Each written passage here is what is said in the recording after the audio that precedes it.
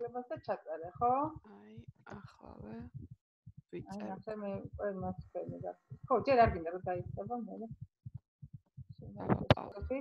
შენი ზაღლია, ხო? გააბრაზე ეწყობა, ისე გვიღებს, ხო? დედა სახლიდან გავიდა და გონია რომ მარტოა და აჰა, და მოიწინა. კარგი, თაბა გადახედე შენი გუნდის წევრები ხო ყველანი არიან?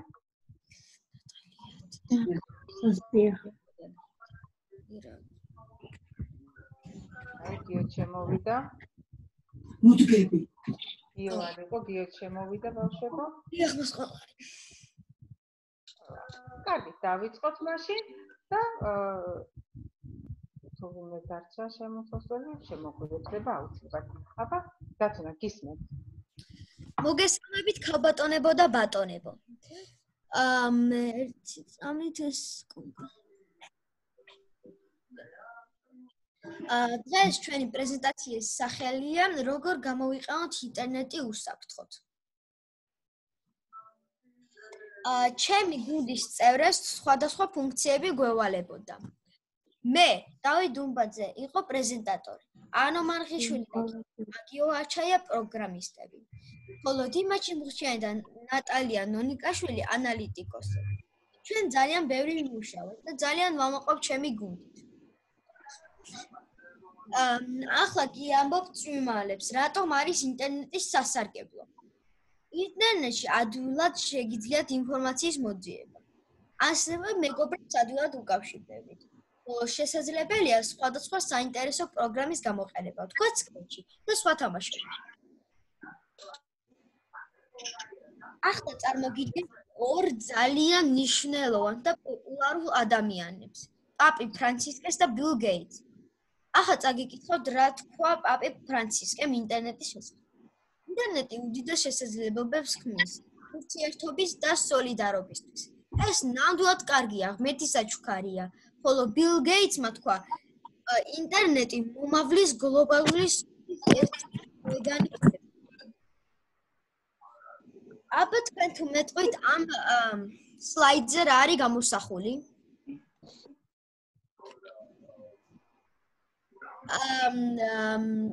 აქ წერია, როგორც ამ სლაიდზეა გამოხატული, ბილ გეიტსმა თქვა, თუ ეიბრაჰამ ლინკოლნმა თქვა, ნუ დაიჯერებთ ყველაფერს, რასაც ინტერნეტით კითხულობ. მხოლოდ იმიტომ, რომ ციტატის გვერდის სურათია განთავსებული. ეს ნამდვილად არავის არ ეგონება, რომ ეიბრაჰამ ლინკოლნის ნათქვამია, რადგან ეიბრაჰამ ლინკოლნის დროს ინტერნეტი საერთოდ არ იყო გამოგონილი. ახლა კი ამბობთ, რა საშიშროებას შეიძლება შეიცავდეს ინტერნეტი. ინფორმაცია, რასაც კითხულობ, შეიძლება არ იყოს სანდო. ასევე ინტერნეტით ადამიანის გაცნობა ძალიან სახიფათოა. ზოგიერთი თამაში საშიშია ბავშვებისთვის, რადგან ძალადობას გამოხატავს. ხოლო ინტერნეტთან დაკავშირებული ბევრი დრო შეიძლება მავნებელი იყოს ჯანმრთელობის. ახლა წარმოგიდგენთ ჩემ პრეზენტაციას, მაგრამ უკვე ჩემ პრეზენტაციაზე ბევრი ვისაუბრე. ხოლო ახლა დამატება იმის მინდა, რომ სარამ ინფორმაციას მოიძიებთ და წაიკითხავთ, აუცილებლად მოიძიეთ მისი წყარო და ვისგან არის დადებული ეს ინფორმაცია. ახლა წარმოგიდგენთ გიორგი ჭანგოტაძის პრეზენტაციას. გიორგი ჭანგოტაძე, თუ შეიძლება წაიკითხეთ. თანამედროვე ცხოვრებაში ინტერნეტს მნიშვნელოვანი ადგილი უკავია ადამიანის ცხოვრებაში. ინტერნეტ შეუძლია გადასყიდები სხვადასხვა ქვეყნებში მცხოვრებ ადამიანებში. დააკავშიროს ერთმანეთს თანამოაზროვნეები, მოახდინოს მთელ მსოფლიოზე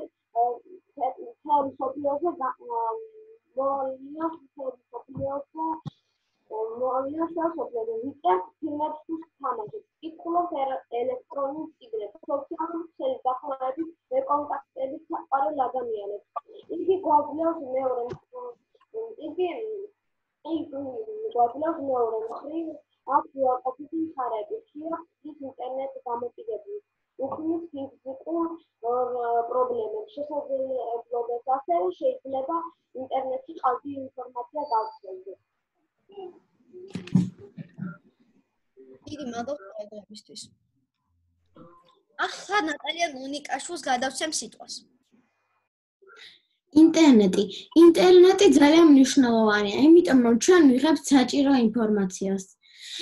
ინტერნეტს აქვს დადებითი და უარყოფითი მხარეები. დადებითი მიეკუთვნება ინფორმაცია ადვილად იძებნება. თითქმის ნებისმიერი სერვისი ხელმისაწვდომია დისტანციურად. ასევე ინტერნეტი არის სწრაფი. მაგალითად, ის ასევე გვეხმარება დავასწროთ გაკვეთილებს ონლაინ რეჟიმში.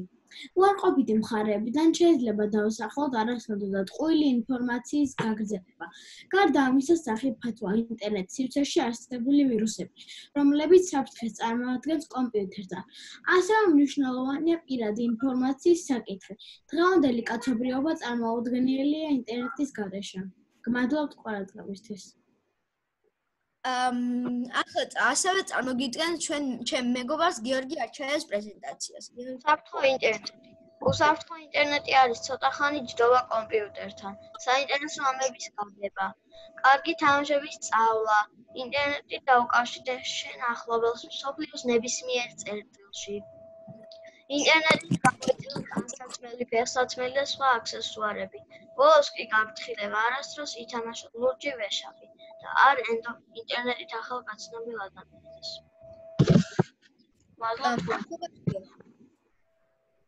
ასევე ჩემი მეგობარი ანუ მარღიშვილის პრეზენტაციას წარმოგიდგენთ. ანუ როგორ გამოვიყენოთ ინტერნეტი უსაფრთხოდ? ინტერნეტმა ბევრი რამ შეიძლება დაგვიზიანოს, განსაკუთრებით გონება, მაგრამ შეიძლება დადებითად წაიყვანოს გონება. ბევრი რამ ასწავლოს. ამიტომ თუ გინდათ ჭკვიანები იყოთ, სწორედ გამოიყენეთ ინტერნეტი. შედით ვიკიპედიაში და გაიგეთ ბევრი საინტერესო და საჭირო ინფორმაცია. ვთხოვთ ნახევარ-საათს მეტი ტელევიზორს და სხვა მოწყობილობებს არ უყურებთ. გისურვებთ წარმატებას. მადლობთ ყურადღებისთვის. მადლობა. ხოლო ბოლოს დიმა ჩიბუხჩიანი.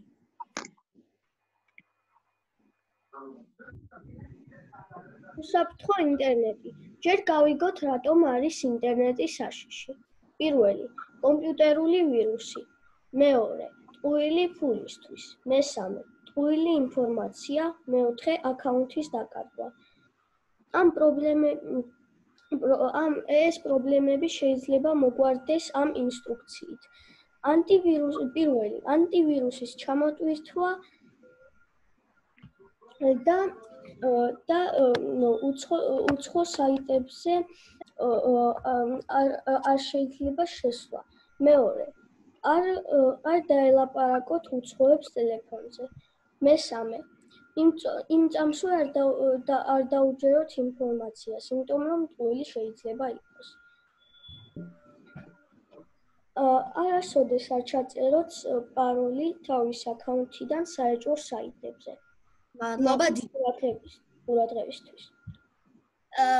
ჩვენ არა მარტო პრეზენტაციები მომსადეთ, ასევე ინტერვიუები ჩავწერეთ ჩვენ დედებთან ერთად. ახლა წარმოგიდგენთ რამოდენიმე ინტერვიუს.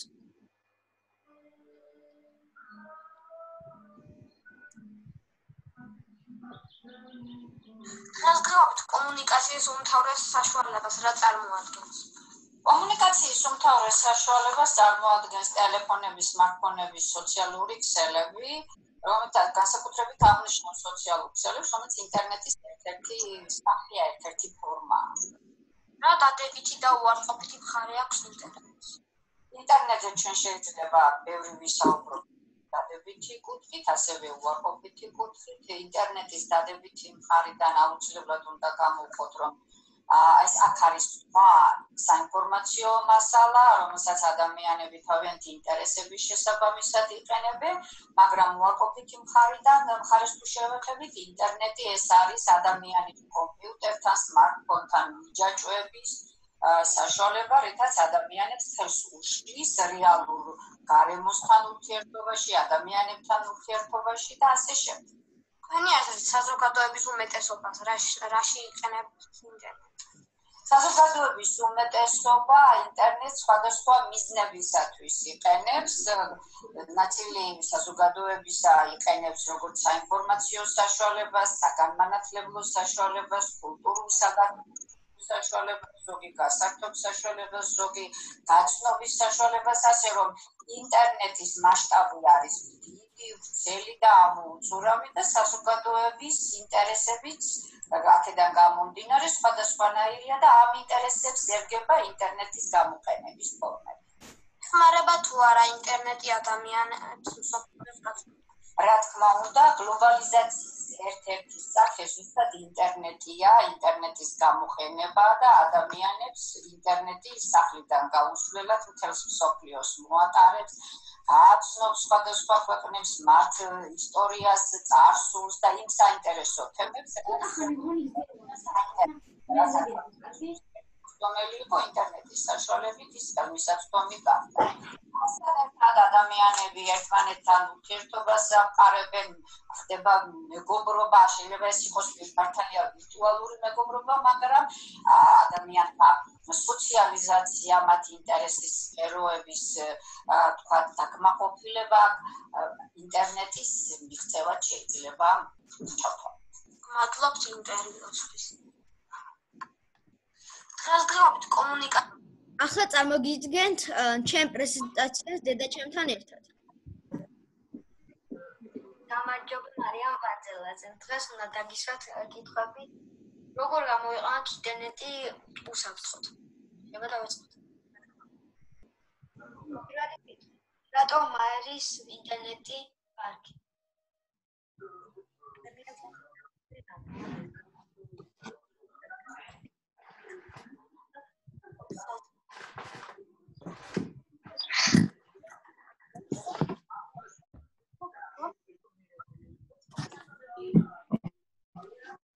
მეორე კითხვა.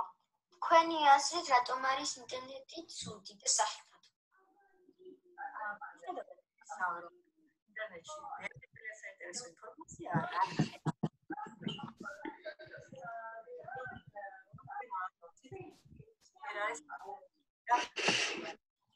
ამიტომ ძალიან მნიშვნელოვანია ვიცოდეთ წყარო ინფორმაცია. შეიძლება იყოს ინფორმაცია ძალიან არასდროს ჩამოყალიბებს რაიმე კონკრეტულ საკითხს.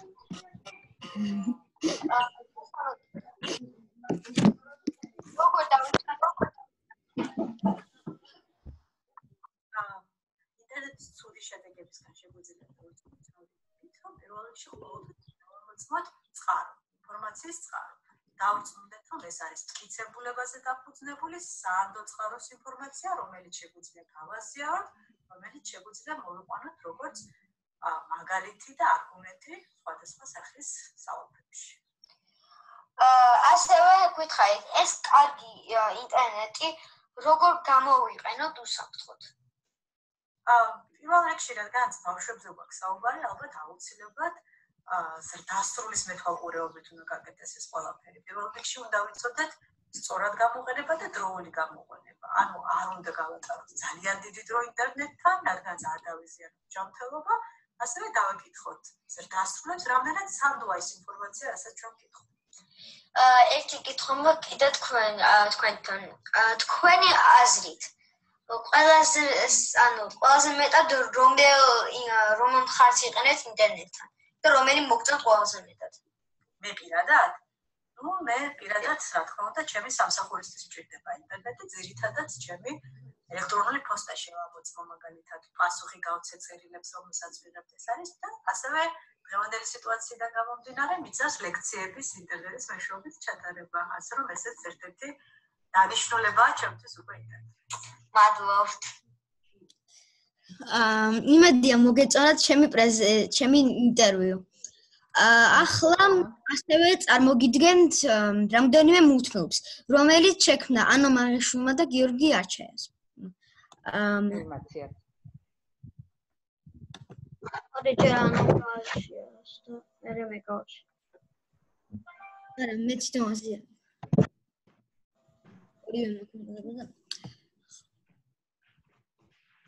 ეს არის ანო მარღიშვილის პრეზენტაცია.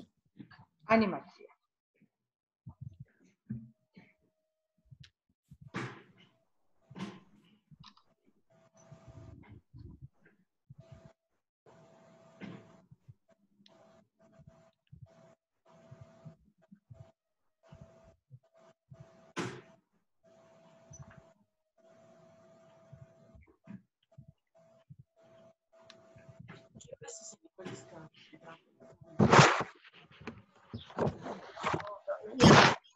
ეს ანუ გისმენთ?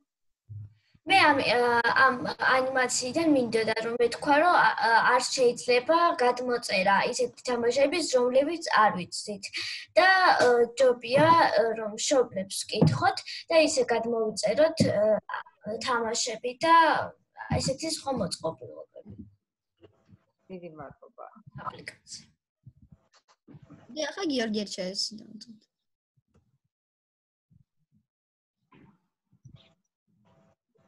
რატო აკეთებს?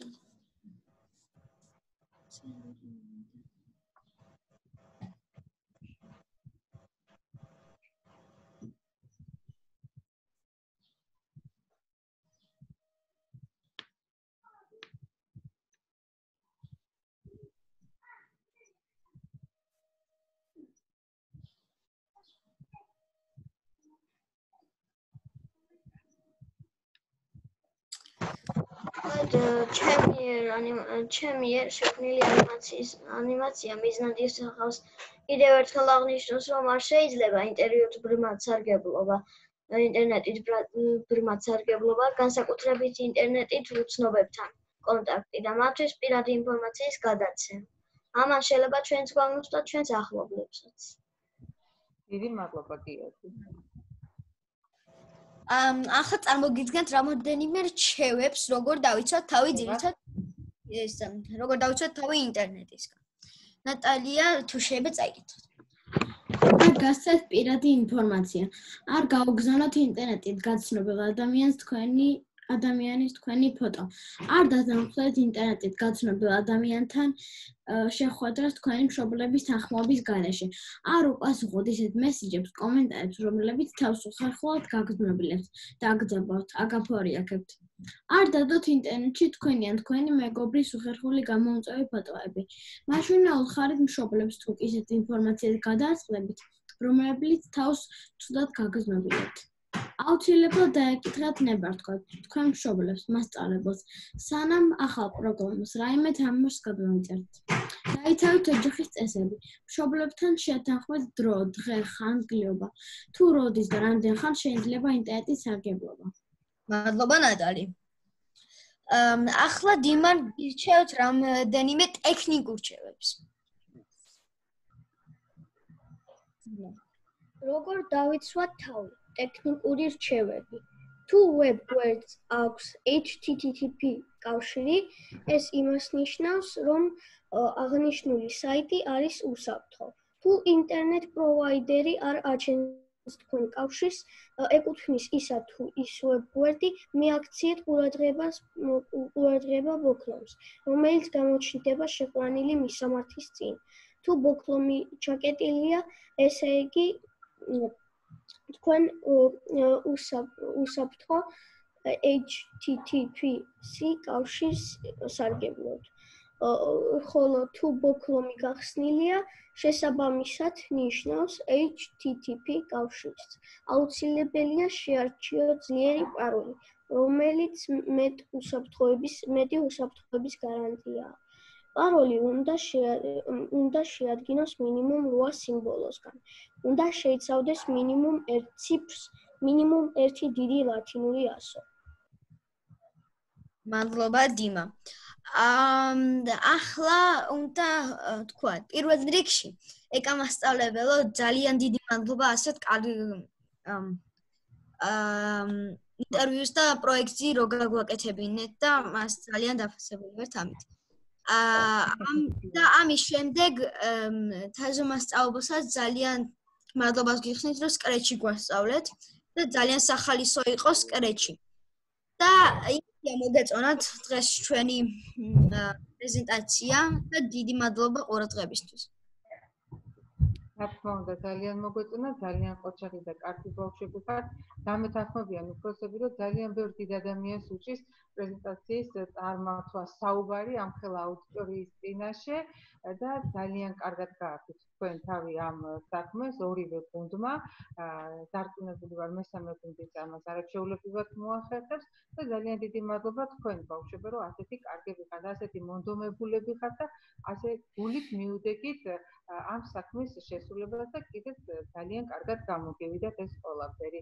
აბა ხომ მართლაც დათუნას გუნდს უთხრას რამოდენიმე სიტყვა?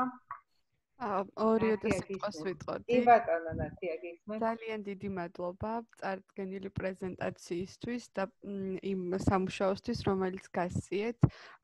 განსაკუთრებით არ შემიძლია არ აღვნიშნო მართლაც რითაც დაიწყეთ, რომ ძალიან კარგად ახერხებენ აი ეს დისტანციურად აუდიტორიის წინაშე საუბარს. არ არის რაღაც გაზოთხული ტექსტები, არამედ ძალიან ბუნებრივად, ძალიან გამართულად საუბრობენ და ძალიან მიხარია. განსაკუთრებით მინდა აღვნიშნო, რომ აი წყაროებზე ყურადღების გამახვილება ძალიან მომეწონა, იმიტომ რომ მართლაც უმნიშვნელოვანესია და თან ისე სვამდა ამ აქცენტს დავითი, რომ ძალიან გამიხარდა და ასევე ბოლო რჩევები, აი ტექნიკური ხასიათის რჩევები რაც იყო პრინციპში არა მხოლოდ სკოლის მოსწავლეებს, არამედ ყველასთვის ძალიან საჭირო რჩევებია, იმიტომ რომ მართლა ბევრს უჭირს გაარჩიოს რომელი საიტი და რომელ საიტზე განთავსებული ინფორმაცია სანდო და რომელი არა. და დიდი მადლობა ამისთვის, ანიმაცია ასევე არაჩვეულებრივი იყო. დიდი მადლობა დავით უნდა რაღაცის თქმა და მოდით გადავცემ სიტყვას, ხო? იმის თქმა მინდოდა, ეს პრეზენტაცია ისეთი მნიშვნელოვანი იყო, რომ ეს პირველი გუნდური მუშაობაც ვისწავლეთ. მეორე რომ კომპიუტერის გამოყენებას ნორმალურად ვისწავლეთ და ასევე ძალიან სასიამოვნო იყო მეგობრებთან რაღაცის გაკეთება მას ამ კორონავირუსის დროს. ძალიან სასიამოვნოა, რომ ესე გამოიყენეთ ეს დრო, ძალიან კარგია. ილოცავთ შვენიერი წარდგენა. დიდი მადლობა. მე პრეზენტაციის დასასრულს მე ჩაგიგდეთ რამოდენიმე ვიდეო, სადაც ნახავთ როგორ მუშაობდნენ, შუმას გადავუხეთ, მშობლებმა როგორ მუშაობდნენ ეს ბავშვები, როგორ აქტიურად იყვნენ ჩართულები. უღრმესი მადლობა თქვენ, ძალიან კარგი. მოდით მე მგონი ერთი გუნდი დაგვრჩა და ისევ თავიდან შემოვიდეთ ჯობს, რომ ხელი არ შეეშალოთ და აღარ შეგაწევთ თავს, ამით დავასრულებთ ჩვენს პრეზენტაციას. აბა ისევ ჩავაგდეთ ლინკს მეგობრებო.